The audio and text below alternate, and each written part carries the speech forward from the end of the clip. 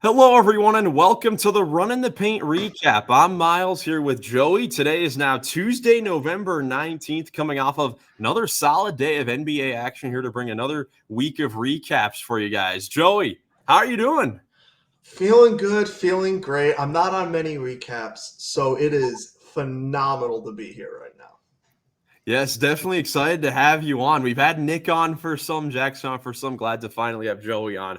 Always working those late night shifts. Oh, yes. I work a lot of closing shifts at the restaurant I work at, so I'm usually not getting off until 1 a.m. sometimes, and it's hard to come here to be on a recap at 1 a.m. That's when you're getting off work. Yeah, fair enough. Well, luckily, there are some NBA players that are actually kind of similar to you in your lifestyle, closing the shifts when the game matters the most. We'll have to talk about some of those Oh, players yes. here today, but we're just going to go right in order of start time. Before we get into the games, as usual, if you want to go forward to your favorite team or favorite game, check in the description down below. There will be timestamps, so you could just skip ahead to the game that you're interested in.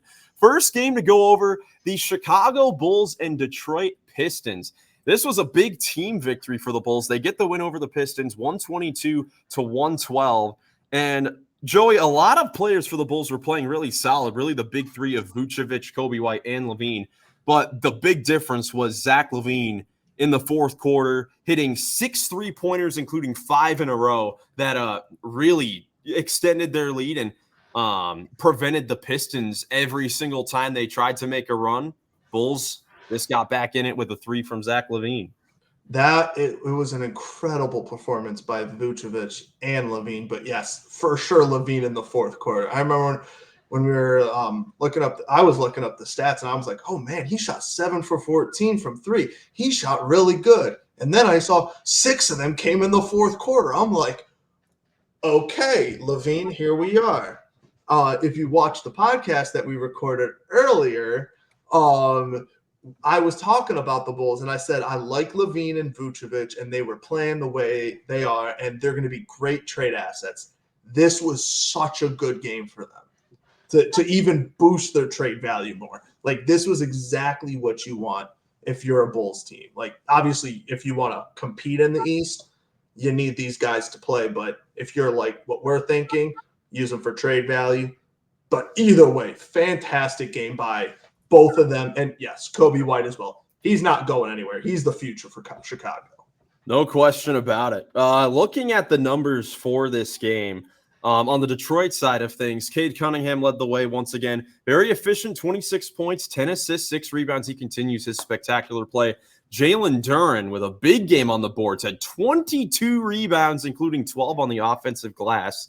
Finished with 15 points. Malik Beasley came off the bench and hit 5 threes. But really looking at the numbers for this game, they were pretty even across the board, but the main difference was the three-point line. The Bulls, with LaVine going 7 for 14 from 3, and we know them looking to push the pace a lot more.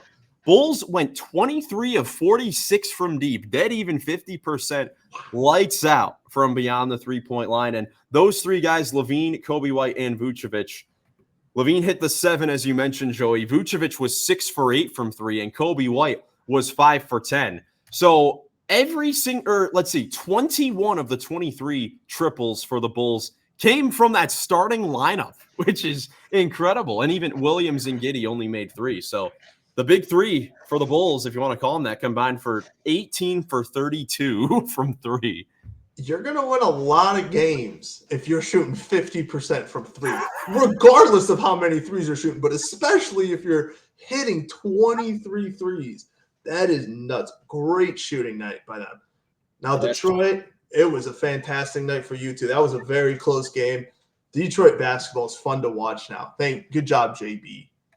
Yeah, this game really it was one of those games where the Bulls got out to a pretty decent double-digit lead in the first quarter. And every time the Pistons tried to get back in it, the Bulls would just go on a little bit of a run and just extend it a little bit. But good win for Chicago. Just a good win, obviously just dominating from the three-point line. Next game, the Indiana Pacers going on the road to take on the Toronto Raptors. Pacers, we talked about it a lot over the course of this season so far, how desperate they are for victory to try to get on track. and they lose to one of the worst teams in the Eastern Conference. The Raptors defeat them 130-119. And my goodness, for the Raptors, it was a two-man show for the most part offensively. RJ Barrett with 39, Jakob Poeltl 30 points and 15 rebounds, his second straight 30-point game. He has been playing spectacular basketball for the Raptors over this recent stretch. It's kind of crazy. He's one of the I don't know how many people realize he's putting up the numbers he is. I was about to say, you said it earlier. You're like, Poeltl might be having the quietest 16-12 season right now in the NBA. Dude is like a top center in the East right now and balling out. Oh my goodness, that's a huge win for Toronto. I know we want them to be bad as well. They're not gonna be very good. But getting good nights out of those guys, as well as RJ Barrett, 39 points. Because that dude, you're relying, he's going to be a big part of your future along with Scotty Barnes. Yeah, and you could check it out on our podcast that'll be posted later today when we're talking about the Toronto Raptors and their start to the season. The record, obviously not the best, but their young players have just been playing really, really well. The future cornerstones of the franchise have been playing great in this game as well. Grady Dick went for 15. Ochai Agbaji in year 3, he's been amazingly efficient. It's just been very impressive. For sure. I will say, though, on the other end for Indiana, whoa, this is a bad loss. You can't do, especially if you want to stay competitive in the. I know that East is so bad right now. No matter what you do, you're going to be competitive. But this was a bad night. Tyrese Halliburton, what are you doing? So inefficient. He can't hit the broadside of a barn right now.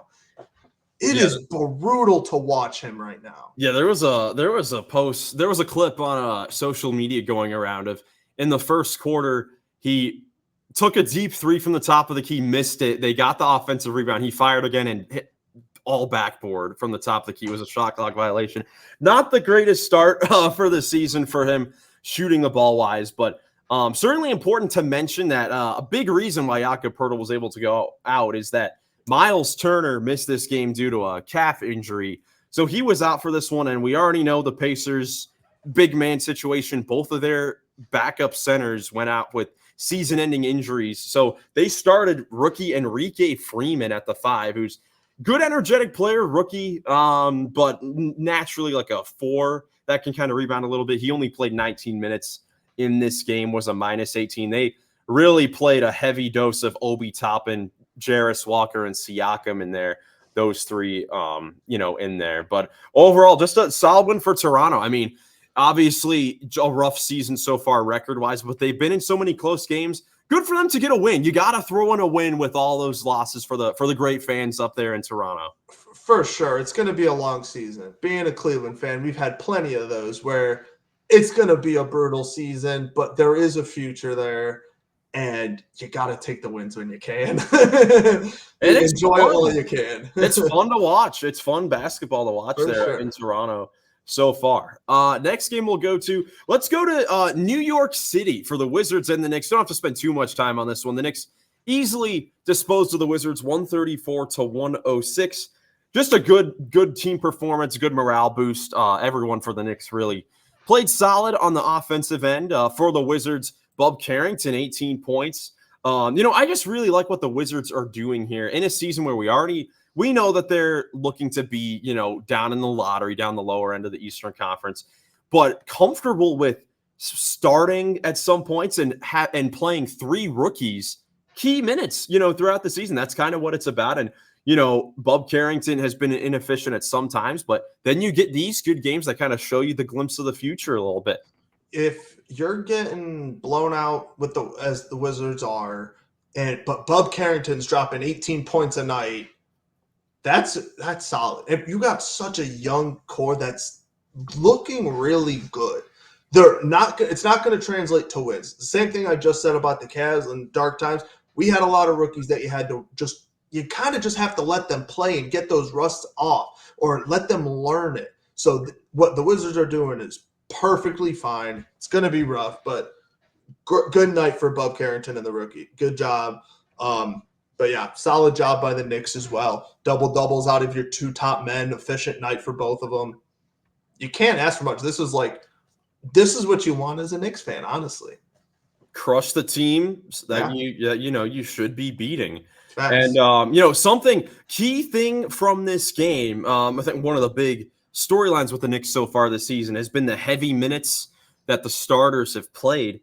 Then in a situation where you're going up against, a team like, the Wizards, able to get a little bit of extra rest for some of your star players. Karl Anthony Towns only had to play 25 minutes in this game. The rest of the starters still played around 30 to 32 minutes. That's just the Tibbs way. But I think more importantly, maybe, is the bench. They ran a full 9-man rotation. Jericho Sims and Cameron Payne played some big minutes, but even a couple of rookies, Tyler Kolek and Dadier for them, not big names, but I honestly like Tyler Kolek as a player. I think that he could be a decent guard for them going forward. And Dadier came in as a pretty decent 3-point shooter coming out of the draft. So good for those guys to get an extended run out there, over 17 minutes for both of those guys. And just a good win for the Knicks. They're now 2 games over 500. They're starting to try to find their rhythm a little bit. We'll see if it can keep going here, because that's the big thing, is consistency with the Knicks. Oh, yeah. And they're only going to get healthier, hopefully. So this is a good win for the Knicks. Just keep it early. Beat who you got to beat. That's all you got to do. Yeah, we'll say, though, this was the final game before they now head out on a 5-game road trip. So we'll get to see them on the road for a little bit here. They play at Phoenix on Wednesday, then at Utah, at Denver, at Dallas, and at Charlotte. So not an easy road trip by any means. That Knicks Suns game should be a pretty fun one. For sure. If the Suns guys are healthy. We'll get to the Suns game in a little bit. Next up, the Miami Heat got a big victory over the Philadelphia 76ers, 106-89. Jimmy Butler was finally back, missed a few games, but he was finally literally back. We've been waiting for a performance like this at a season high 30 points, 10 boards, 5 assists, and the Miami Heat were able to, do a very good job on, the Sixers, who are obviously really desperate, looking for getting some early victories. The fact that the Wizards, who we just talked, saying, hey, you're doing okay at 2-11, but the Sixers are 2-11, those are not the same teams, y'all. No. Those are not the same. They can't be the same teams. And Embiid looked awful. He played, I know he's only been back for a couple games now, but if you're playing 31 minutes and you're a former MVP and you're getting 11 points, 8 rebounds, and a couple, 5 assists, something like that, you're not even getting a double-double over, I know Bam is a great player, but he's been awful this year. Yeah, and even offensively this game, he wasn't the best. He was 2 for 8 in this game, had 5 points. But the defense really did a great job. For sure. This game really was about, Jimmy doing his thing. He just looked like his normal self out there, getting 30 points out there. The Heat making a change in their starting lineup, going with Duncan Robinson in there. Kevin Love goes to the bench. He had been starting the last few games. So going with a different look there. You could kind of say that Jimmy Butler was the de facto point guard in this situation. It was Jimmy, Hero, Duncan, Highsmith, and Bam. You kind of say Jimmy was the point guard in this situation. So the size, obviously a little too much for the 76ers to handle here. But on the bright side for them, another high-scoring performance from Jared McCain. He keeps it up, another 20-point game in this one. I've said on the last few recaps, and I'll say it again, him getting this early run of, playing with great players now, but even before, just having the experience of being the main offensive focus in a lineup, getting up a lot of threes and doing it very efficiently, it's been extremely impressive, and it's only going to help him and the Sixers moving forward. That is huge. It is very huge to have Jared McCain get this kind of confidence this early in his career. When you get drafted like McCain late in the first round and you get drafted to the Sixers, you're just like, oh, I'm a point guard. They have an all-star in Tyrese Maxey.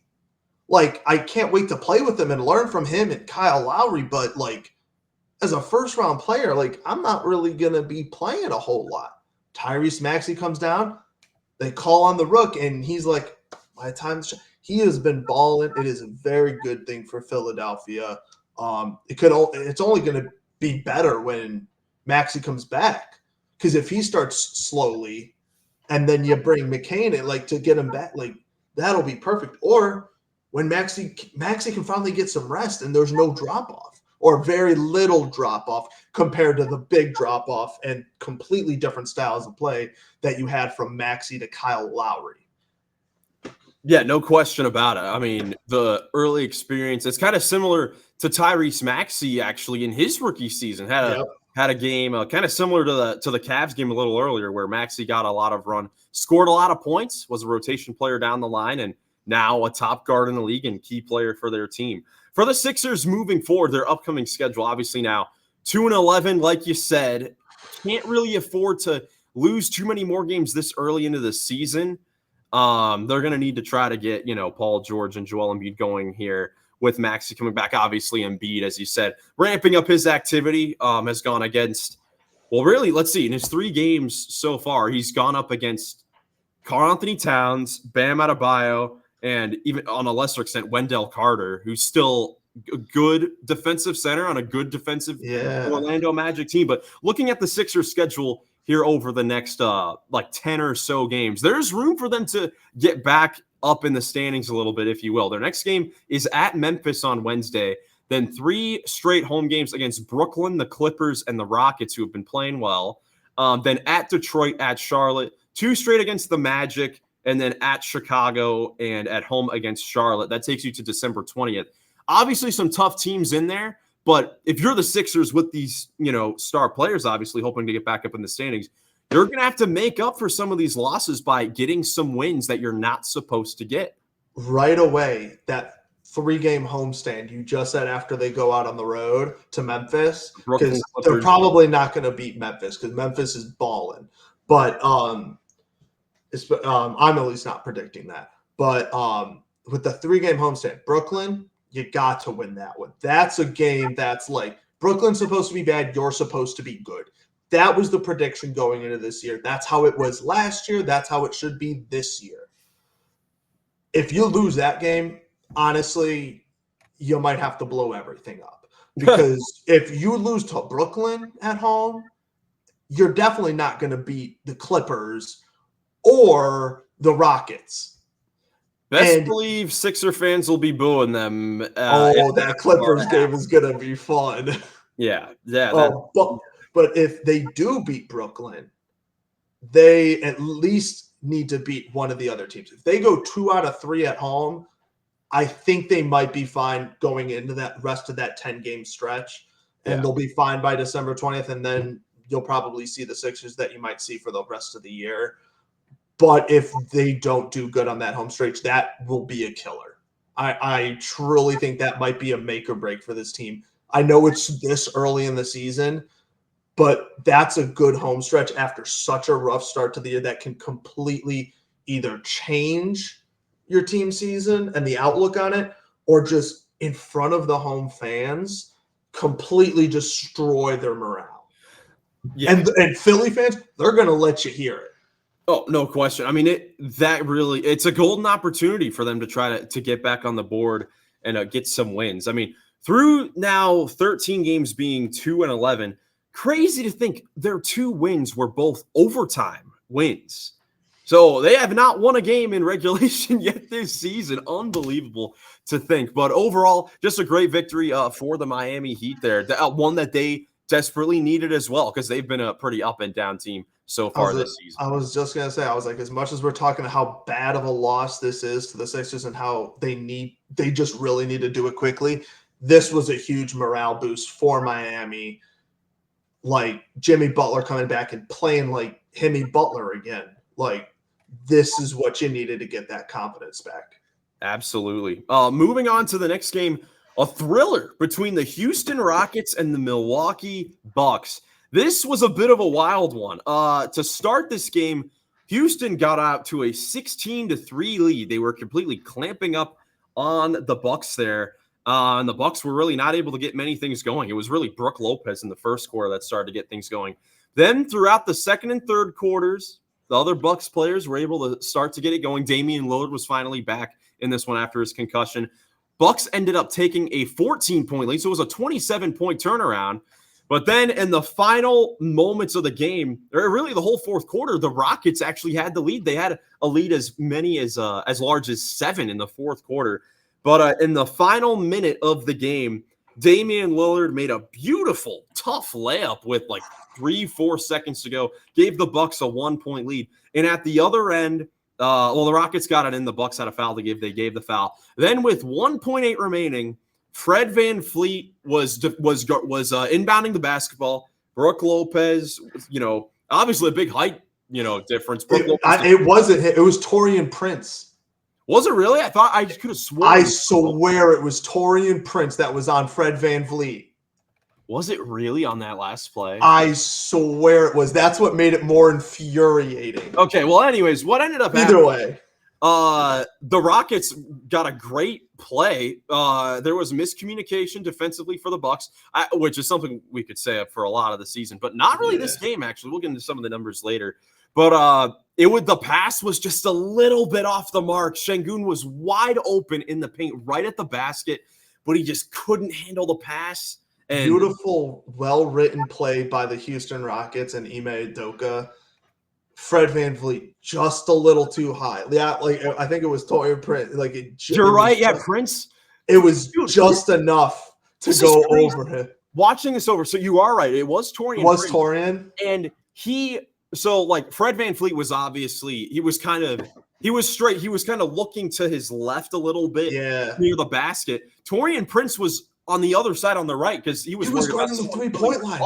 So this really was a wide open pass that Şengün just couldn't handle it, and Milwaukee hangs on for a win. Another huge win for an Eastern Conference team, 101-100, and a heartbreaking loss for the Houston Rockets, who have been playing some amazing basketball lately, and nearly grinded out this victory. They should have had this one, but the Bucks able to get the 1-point win.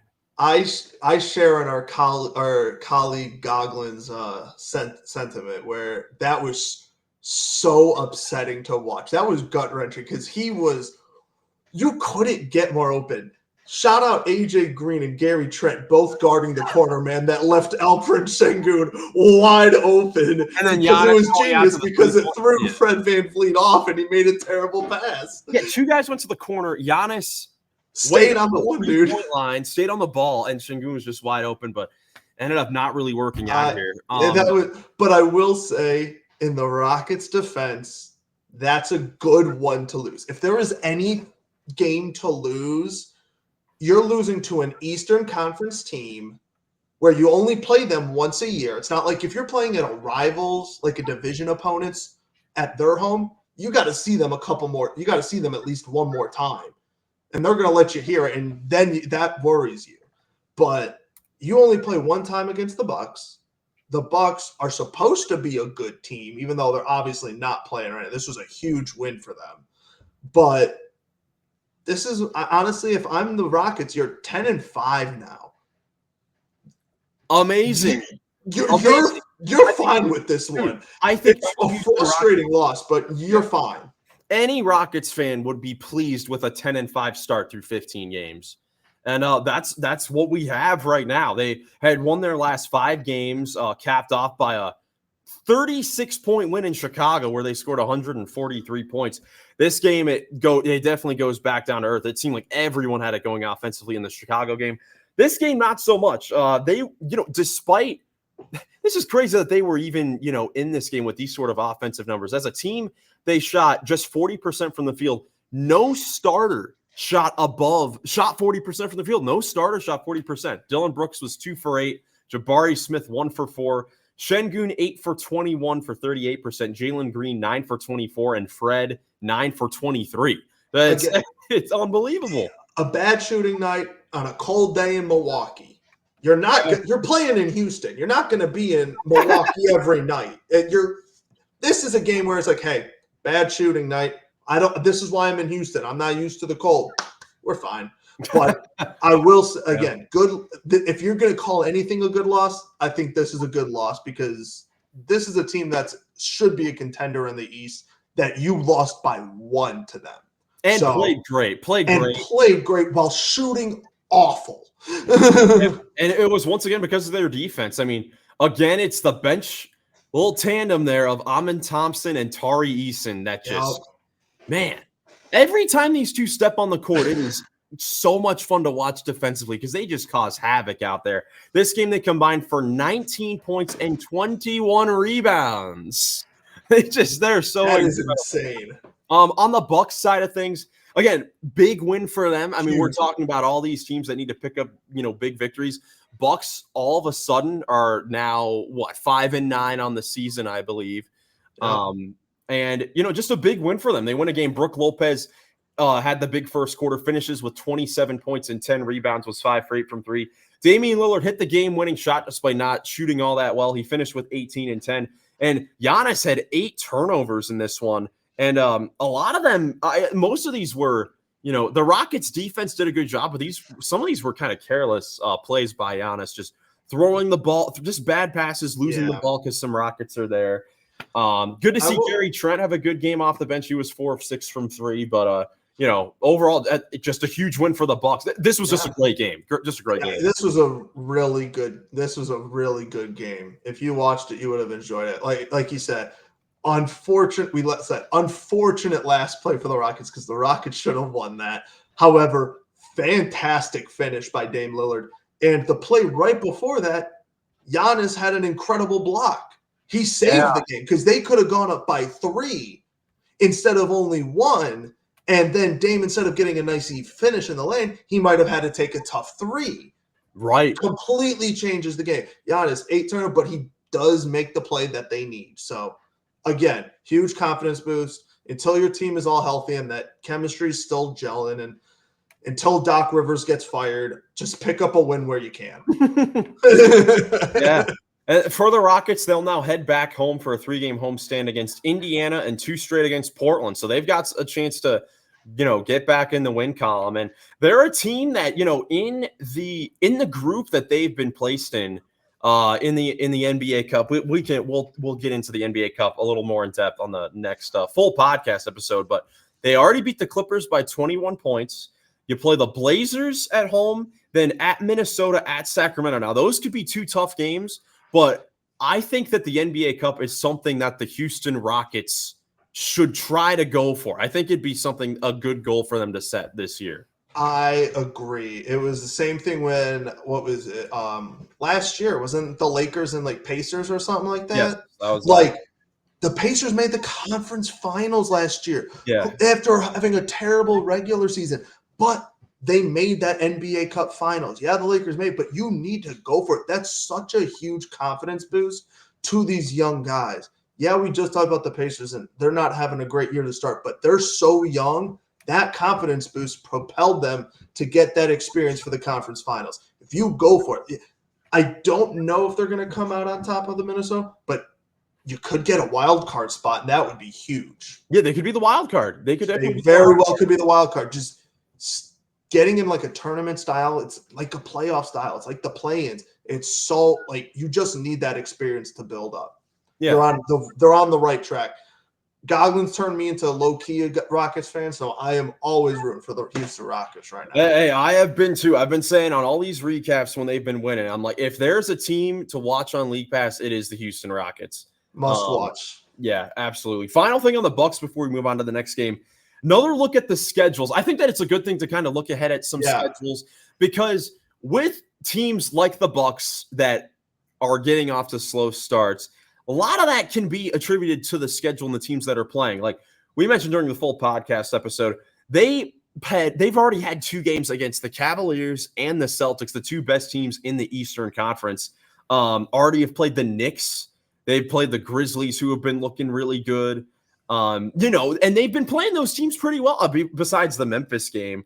But they could they're 5-9 now. They could easily be 7-7 right in the middle there. But this next 8 game stretch, they've got a chance to string together some wins here. They play the Bulls, Pacers, Hornets all at home, then at Miami, home against the Wizards, at Detroit, home against Atlanta. This is a stretch for you to try to go on, string together, maybe go 7-1 during this 8-game stretch, counting this I was Houston about game. to say, they low-key could go on like an 8-game winning streak. And And then you're talking about a top 4 seed in the East, and they're right on track to be contending in the East again. Which is crazy considering the start that they had. Insane. After even the comment I just said, I'm like, wait till Doc Rivers is fired. You don't have to wait for that. He might have this thing turned around like that. Yeah, I mean, dead wrong. This is a team to keep an eye on right now. Yeah, no question about it. Next game, now we can kind of go even more to the Western Conference here. But another East team getting a good victory is the Orlando Magic win their 6th straight game, defeating the Phoenix Suns on the road, a 109-99. And this was another just great defensive clamp job by the Orlando Magic. This was another game that they needed to kind of win coming in. Play the song. Yeah, Joey said, play the song. Yeah, I love it. Yeah, for Orlando, this is 6 straight victories. This is their 6th straight game holding their opponent to under 100 points. And the first time that this is like a bad defensive game in their books. This is the first time that they've given up over 95 points in the last week. The way they've been playing without Paolo has been so impressive. And my big question for them going forward is all 5 of their previous wins were on a 5-game homestand against not the best talent, the injured Pelicans, the Wizards, Hornets was an impressive win. Pacers and Sixers, they clamped up in the fourth quarter. But how would they play on the road? Because they had not been a good road team so far this season. This might have been their 2nd road win of the season. They were not. I looked at the stats. They were not good on the road. Yeah, this was only their 2nd road win of the season. And they did it again. They played very, very solid. What were some takeaways you had from this win for the Magic? Shout out Frank Wagner, dude. Shooting 4 for 8 from 3. 50% from 3. Dude, Franz, you're a dog. This is what they need. Him dropping 30 points for, the 2nd time in the last couple games? Because they just beat the Sixers with Embiid back, and he dropped 33 points in that game. Knocking down threes as well. They need offense. We saw it last year. The reason they were a 5 seed and pushed the Cavs to 7 games last year in the playoffs was because of their incredible defense. The reason they didn't win that series was because of their shooting. It hasn't been the greatest this year so far. However, doing this on the road, you need to string a couple of these games together, whether it's on the road or at home. Just a couple games where you're shooting around 40 to 45% from 3, whether it's you're shooting 33s or 23s. Just shoot around that mark. It's a huge confidence boost. Trust us. Yeah. Franz Wagner, the Eastern Conference Player of the Week for last week with the way he played with Paolo being out. Also got to give a big shout out off the bench to Anthony Black, catching some of this game. I didn't even realize he finished the game with 20 points and 9 assists. It was just the defense for him really stood out. That's what I was about to say. Since we recorded the podcast earlier, we stayed on and we were just watching the games, and that was a close game at the end of the game for Phoenix. And Booker was trying to do it all himself. I felt bad. He tried his heart out. But Anthony Black, he had a couple crucial defensive stops and steals in those last couple of minutes that completely just obviously shut the game down. Absolutely. I mean, Orlando led for a majority of this game, led by as many as 19 points. But in the fourth quarter, there was a little push that the Suns were trying to make there. Tyus Jones had a great game in this one, but in the end, the Magic were able to hold on to the victory. And obviously, the Suns, it's just a tough situation. No Durant, no Beal, going up against a great defensive team. It's just a difficult situation. I'm not worried at all about the Suns. The only thing that is worrisome is, this is now, I believe, their 3rd or 4th consecutive loss, where they could potentially be going in the standings now after these losses, because for a good portion of the season, they were right up at the top of the standings. But now they've lost 4 games in a row, and they're now suddenly the 5th seed in the Western Conference instead of being right near the top. And I don't know if seeding really matters the most for them because they have the veteran players that can win you games, but it's always still nice to have that going into the playoffs. And obviously we're still 15 games in, but for sure. You obviously want them on the court as much as you can. You're going to string a lot of games. Obviously, we've seen earlier this year that they are clicking this year when they are playing together. However, the injuries. And if you have to rest them, honestly, I say go for it because I'm with you. I don't think seeding matters really much to this Phoenix Suns team. The way they were clicking, as long as they are not sitting out for 30 games at a time, like where none of them are playing together, because that could throw it off. But as long as like every now and then, like maybe every other back-to-back or something like that, you want to rest maybe one or the other or something like that, go for it. Save them because as long – I will say you don't want them to be in the play-in. I was about to say the same thing. You do Seeding doesn't matter, but you have to be a top 6 seed. You cannot afford to go in the play-in. That is just unneeded games that your players could use to rest. Absolutely. And this Phoenix Suns team, I think that this is a team that has a chance. They can beat any team on any given night because they have those 3 all-star caliber players that can go off at any moment. Hopefully they can get, those guys back soon. For sure. Next game here. Unfortunately, I don't know why I put the wrong score on here, but the Atlanta Hawks did beat the Sacramento Kings in Sacramento. This was a thriller. It was 109-108 was the final score. And my goodness, Joe, you and I, we were watching this game in here, the final moments of this game, and holy moly, this was crazy. That was a wild game to see. First off, shout out to Keon Ellis. Oh, goodness, dude didn't make any other shot outside of like free throws and threes and dropped a career high. But he shot the ball fantastic. Fox played well as well. But again, the same kind of thing I said for the Rockets. The Kings have been playing really well, but they have run into the injury bug. Malik Monk has obviously been hurt for now a bunch of games, and he's still going to be out for a week or two. DeRozan and Sabonis were out for this game because of what you saw, back issues. So I don't know if that's concerning. I don't know how in-depth the injury is. I should look into that because all 3 of those guys I mentioned are on my fantasy team because I am a huge Kings fan this year. However, I hope it's not for long because when they are all on the court, they're really good. So again, like I said with the Rockets, this could be a loss you can take. I know it's the city jersey and you were at home, but like you are heavily injured right now. City jerseys looked awesome, by the way. Love Clean. those colors. Not the mascot, though. Not the mascot. Not the mascot, y'all. Not the Royale. Royale. My goodness. But no, in the end of this game, Atlanta had the ball up by 1 with 12 seconds to go. End of the shot clock situation, DeAndre Hunter missed a corner 3-pointer that could have been the dagger, put him up 4, but he missed it. Kings get the rebound with 9 seconds to go. And Coach Mike Brown opted in this situation not to call timeout. They had one remaining. They said just play it out. They gave the ball to De'Aaron Fox, who just had 109 points in the last 2 games he played. Goes to work, but Dyson Daniels again with the hands got a strip down low.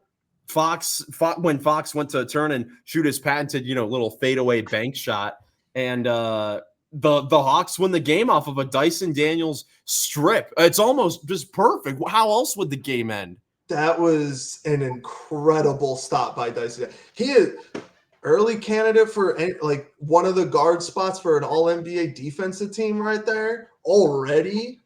Like he is insane on the defensive end right now. And they didn't even credit him with that for a steal. They credited a block on that, one of 4 blocks that he had in that game. I mean, the way he's played has been so impressive. There was no Jalen Johnson in this game as well. So both teams came in a little bit injured. But Bogi Bogdanovic played for the Atlanta Hawks. It was a bit of a reunion for Kevin Huerter and Bogey going back to their former teams. Playing their former team. But I will say, isn't it ironic that they traded for DeJounte Murray because they wanted a second scoring guard with Trae Young, but also a really great defender. And then they trade DeJounte away, and then they get an elite defender in Dyson Daniels. And even like the throw-in to that trade was Larry Nance Jr., who's been pretty good backup center. We love Larry Nance in Cleveland. You know that. Yeah, I do too. Hey, who knows? Maybe I've been seeing some, like a Bleacher Report one of those Bleacher Report articles. It was like one trade for every team, and for the Cavs, it was to get Larry Nance Jr. I would love that so much. Because I mean, the Hawks already have Capella and Okongwu in there. I think we want them to trade Capella in there, but even like still at this point, still can put up the numbers and play really well. Like it is a luxury to have both of those guys in there. Because if there are some nights where Capella doesn't have it going in the starting lineup, you just play Okongwu the rest of the way. You get a game like tonight where Okongwu isn't having the best impact, so you leave Capella out there. He goes for 14 and 14. A lot of his buckets, again, off of, as usual, off of Trae Young assists. And Trae Young, man, shout out to Trae Young. I believe this was his first game back. He was injured for a little bit there. I want to say this was his first game back. Only made one field goal in the game, but had 19 assists. Pretty sure the high for any player this season so far. I have gotten into a lot of, I told you, TikTok arguments about playmakers and point guards. But one person that I told you that possibly could get closer to Stockton's record is Trae Young.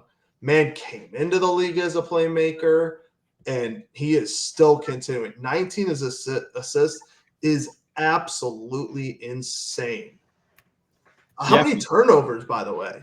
I am curious. Let's see, 19 assists and 5 turnovers, which isn't bad. It's really not that bad.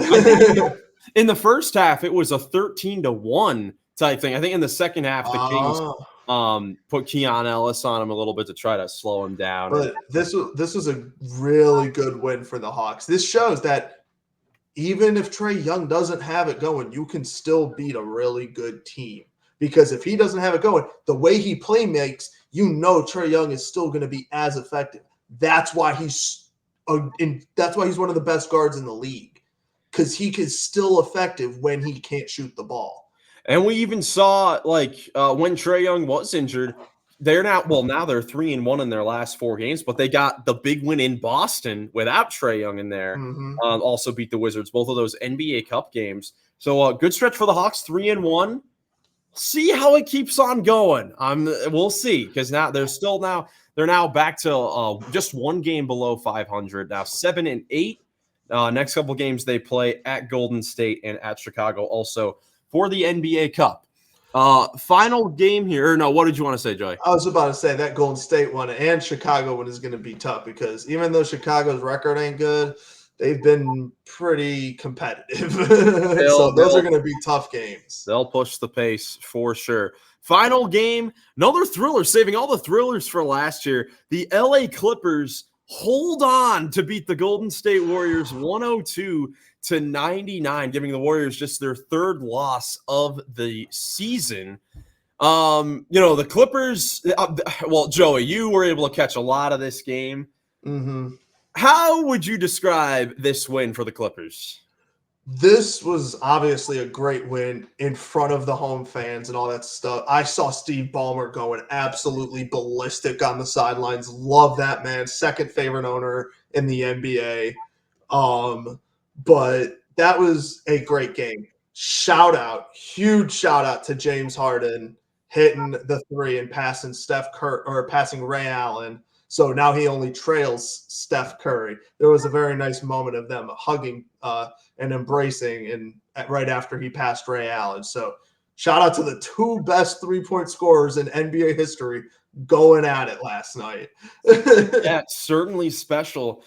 This game was definitely an ugly one. That's what we were saying to each other. There were a lot of loose balls out everywhere, turnovers. Yeah, so Golden State 19 turnovers, LA 17.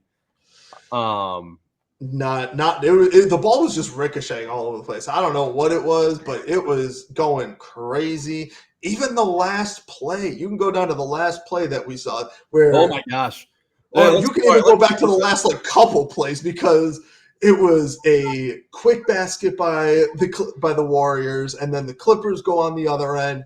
Then they miss it, and then the Warriors come down, and they had like 3 offensive rebounds. Yeah, I mean, we should get to the end of this one because this was crazy. I mean, as ugly as it was, the Clippers, Norman Powell had another great game so far. Made a 3 with 2.5 minutes remaining, gave the Clippers a 10-point lead. And I even said in the game, oh, that could be the dagger. That could be the dagger right there. Steve Kerr called a timeout. And immediately after, Golden State gets a 3-pointer from Andrew Wiggins. They get a good defensive stop at the other end. Steph gets a layup at the other end. And just like that, it's back to a 2-possession game with 1.5 minutes remaining. We get to the final minute of this game. Clippers still have the 5-point lead. James Harden takes a pull-up 3 over Steph Curry, misses. Draymond Green gets the rebound, pushes the pace, and gets a beautiful pass to a cutting Andrew Wiggins. Beautiful pass. And gets the lead back down to 3. Clippers call timeout, their final timeout. They get it in their front court. They get a turnover, a steal by Gary Payton on Norman Powell. Golden State comes the other way. They need a 3 to tie. Steph Curry, they were trying to get the ball to Steph Curry. They did get it to him on one play. He fired up a 3, missed it, somehow got the offensive rebound. I thought it was going to go out of bounds, but they still had the basketball. And Draymond Green tried to get it back to Steph. He was doubled, so he threw it to Gary Payton for a right wing 3, which I thought was going to go down, but he did hit it off the back of the iron, and the Clippers held on to win. Joey, I got to stop you. You said he was doubled. Steph Curry was quadruple teamed on that last play. Draymond somehow got the offensive rebound. There were like 2 guys in the middle and then 2 guys over by Steph Curry on the other side. Draymond chucks it almost like on the other side of the court just to get it to Steph Curry. Steph's like, I'm quadruple teamed. Sees 3 other Golden State Warriors all lined up on the arc, wide open. Gary Payton, wide open pass, hits the back rim, right on target, just a little too strong. It was a great shot. Even Steph Curry was like laughing and smiling at the end of the game because what a chaotic end of the game. That was something else, man. So now the Clippers a game over 500 now, 8-7. They're just a team that continues to hang around there in the Western Conference. So nice victory for the Clippers. Huge win by the Clippers. Again, like I said, in front of the home fans, you're over 500, and Golden State's 10-3. Like they're a top team in the West right now. So you're good, and especially a division opponent as well. You're gonna you need these home wins. And I know I shouted out James Harden for his 3s. Man also had 16 assists in this game. Yeah. Dude was passing the ball. Yeah, there were a lot of dimes being thrown around tonight in the late games with Trae Young's 19 assists and James Harden with 16. But there's a look at all your games from last night. Now it is time for the MVP of the night. A lot of interesting candidates for this one, but in the end, we decided to give it to Jimmy G Buckets for finally giving us a 30-point game this season and a big win for the Miami Heat. 30 points, 10 rebounds, 5 assists. Efficient game as well. The free throw, getting to the free throw line a whole lot. There's, the stat, I thought you were going to mention it, Joey, during that game. Oh, I should have. Yeah, because we were making fun of because we were saying that Jimmy Butler was the free throw merchant today. But the other one person is always the free throw merchant, Joel Embiid. First time since 2018, he has had 0 free throws in a game. Yeah. It's insane. Yeah, it plays to the great defense that Bam had in that game. But anyways, Jimmy winning the MVP of the night. Now, before we get out of here, let's take a look at tonight's schedule. And tonight, NBA Cup action returns. It's a Tuesday, so we've got some great ones. First, the League Pass schedule. We've got 4 games. Hornets, Pistons, Nuggets, Grizzlies. Hopefully Jokic is back for that one. That should be a fun matchup. Pelicans, Mavericks, Jazz, Lakers. And then the 2 games on national TV. One we're all excited for, the Cleveland Cavaliers putting their undefeated record on the line against the defending champion Boston Celtics. That one at 7 o'clock on TNT. Cannot wait for that one. Check out the podcast later for a full preview of the Cavs and Celtics from Boston. And then the nightcap, the Spurs taking on the Thunder from San Antonio. That one at 9:30 p.m. Spurs playing some decent basketball as of late. Wemby will look to get a bounce back against the Thunder there after having a stinker in the first game this season. It's always a fun time to see Chet versus Wemby. I will say that's one we're going to be watching for years to come. We better enjoy it while it stays. Yeah, unfortunately, no Chet in that one. The Thunder have been able to still win games defensively. Oh, I forgot he's injured. Yeah. Oh. But the Thunder have still been able to win games defensively with no centers playing for them. This will be a tough test with, of course, Victor Wembanyama coming in there. So that definitely will be a fun night. Thank you guys so much for watching. If you enjoyed, leave a like, subscribe for more NBA content. Thank you so much for watching. Hope you have a great rest of your day, and we'll catch you in the next one. Peace.